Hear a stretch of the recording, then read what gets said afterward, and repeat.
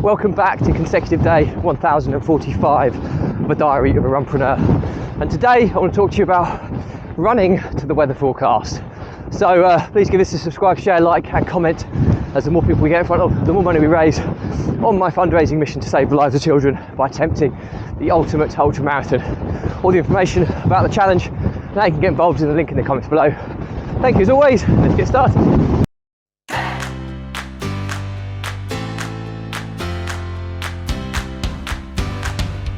So, consecutive day 1045 of a diary of a runpreneur, and today's topic is running to the weather forecast. And quite aptly speaking, the weather is horrible. It's a really driving sideways rain with 30 to 40 mile an hour wind gusts, which is not ideal. And yeah, the reason I wanted to talk to you about running to the weather forecast today is because it's very relevant today. So I'm just turning here. You can see now, hear the difference. I'm running into the wind here. I'm now turning, and you probably won't hear the wind as much because it's now more behind me. So this is one of the key learning points from today's episode. Really is when you're running, if you're doing running streaks, one of the givens or guarantees you're going to get as part of a running streak, depending on where you live, of course, is you're going to get every different type of weather that your area can throw up at you. And if you travel and like to travel, you're going to get even more extremities when you go further afield. So you can probably still hear the wind quite a lot because my dead cat, which is the wind protective cover of my lapel mic here, is taking the sideways wind. When I was running the other way, I had a bit of protection from my right shoulder. But yeah, so just before I digress there, you're going to experience every different type of weather. Now, I've run in the hottest of conditions, I've run in the coldest of conditions, I've run in ice, snow, wind, rain, sleet, fog, night, day, dawn, dusk, you name it, I've probably run in it, as I'm on day 1045 today of consecutive days of running. So something that I've paid particular attention to wherever I am is running to the weather forecast. And there's a few things I look out for in this, and because I'm running in these conditions today, it will suggest to you that I didn't have many other options today, because the weather is actually due to get worse as we move further through the day. And there was a little window of opportunity earlier on, but I had work commitments that I needed to deal with, so I couldn't run earlier.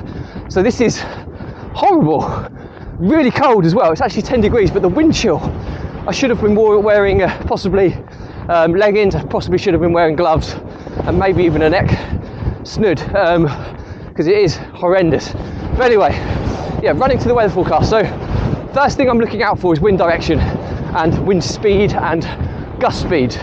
And believe it or not, like I say, if I turn this way, feel the difference. Yeah, I'm going backwards because the wind is so strong. The wind is coming from that direction. So it's as you can imagine, I'm running to a sideways wind. Now, this is something you should look out for if you plan your routes and stuff. If you do a running streak, you'll know the distance you're going to run, you'll know the routes you're going to run, because it's very habitual.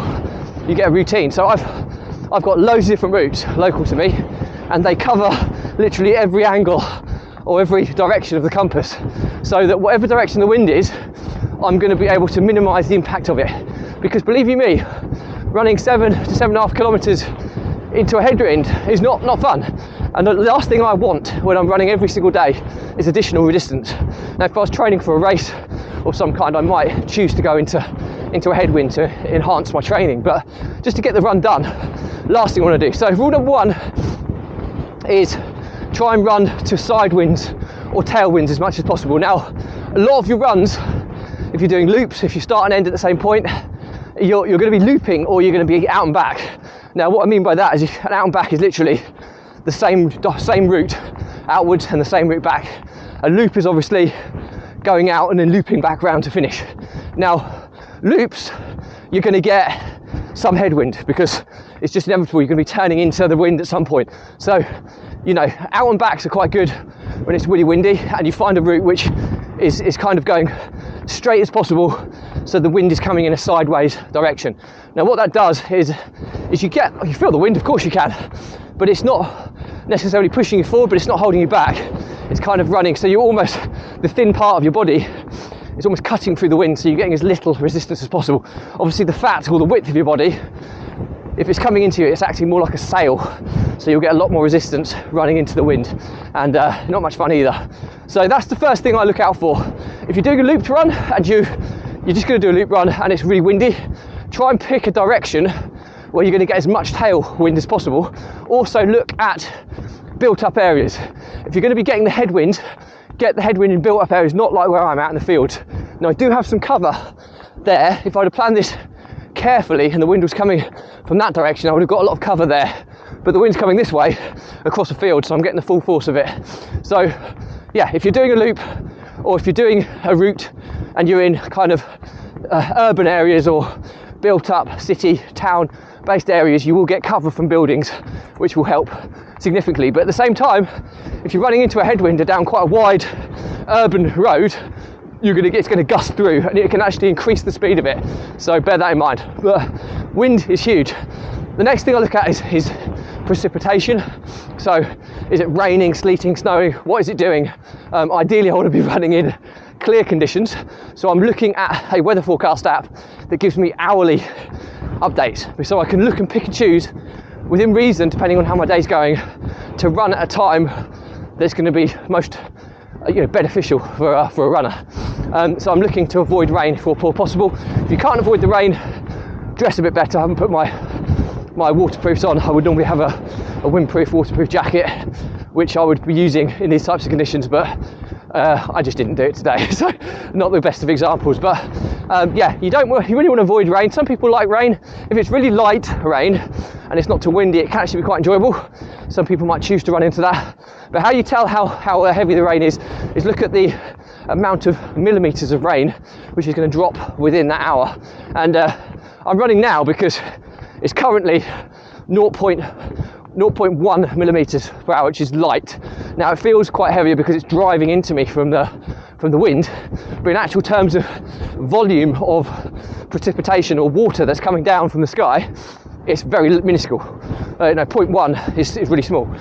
Towards an hour down the line, it grows to 0.8, which again isn't still huge, but it's significantly heavier. It's 8 times the level of rain than what I'm running in now. So look at the millimetres. The lower the better. Obviously you can get 2-3 millimetres, even more than that. That's heavy rain. And over the course of an hour, remember, that's not over the course of the day, you're looking at it over the course of an hour. Because if you're doing a running streak, it's likely that you'll probably start and finish your run within an hour's block. So you can look at the hourly forecast.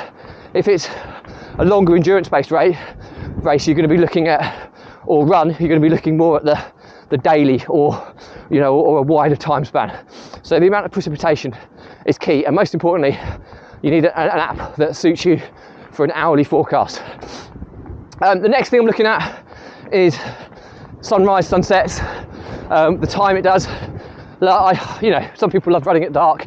It's not enjoyable, it's not particularly safe at times. It's much safer to run during the daylight. You normally get better weather conditions. Only run in the dark if you have to. Now some people might like it. If you do, make sure you take all the precautions of running at dark. I've covered this in different episodes, but I try and avoid running in dark wherever possible. Sometimes it's not avoidable, and if I do run in the dark, I pick routes that are ideally street lamp lit, or I certainly have a head torch on, or I pick routes where there's no, this road, you probably can see there's cracks, it's a rural road, a farmline road, there's lots of trip hazards here. If I was running in the dark, I'd pick a pavement which is pretty well maintained, something smooth, less trip hazards, because they're far greater risk in running in the dark. So yeah, sunrise, sunset, if I'm leaving it to the last minute, generally speaking, you've got about half an hour from the point of sunset to when it actually gets properly dark. So some people think, oh, it's exciting sun, I'm not going to get my run in. Yeah, you can still, if you go out for half an hour, the bulk of it will be within loose daylight or minimal daylight, but at least it's still some form of daylight. So you normally have half an hour after sunset time before it gets properly dark. So bear that in mind. And the same in terms of the morning, before the sun rises, you've probably got half an hour pre-sunrise where dawn is breaking and and you're just starting to get enough sight so it's not pitch black. So yeah, that's pretty much it. So the weather app I use is an app called Carrot. I use the first paid level. I also use an app called, I think, Windy it's called as well, which is completely free. So Windy gives me the wind speed and wind direction really, really clearly, and the beauty of it is it shows you a map that shows the arrows and the size of the arrows, and the data that it produces shows the speed of the wind. And Carrot's quite accurate for hourly data. You pay a little bit for it, but if you're running regularly, it's worth an investment. If you're only running socially, I wouldn't bother. There's probably other weather apps that will do the same job. But yeah, there's my recommendations. Hopefully this helps. Anyone who runs regularly will hopefully find this useful. So moral to the story is, if you're running regularly, try to run to the most favourable weather conditions. A, it's more enjoyable, B, it's safer, and it's lesser effort. So that would be my recommendation and the moral to today's story. So any questions or comments, drop me a line. I'll respond to everyone. Do remember to give this a subscribe, share, like and comment, as is part of my fundraising challenge to save the lives of children by attempting the ultimate ultramarathon. All the information about the challenge, how you can get involved, in the link in the comments below. Thank you as always. Stay positive, stay happy, and I'll see you again tomorrow.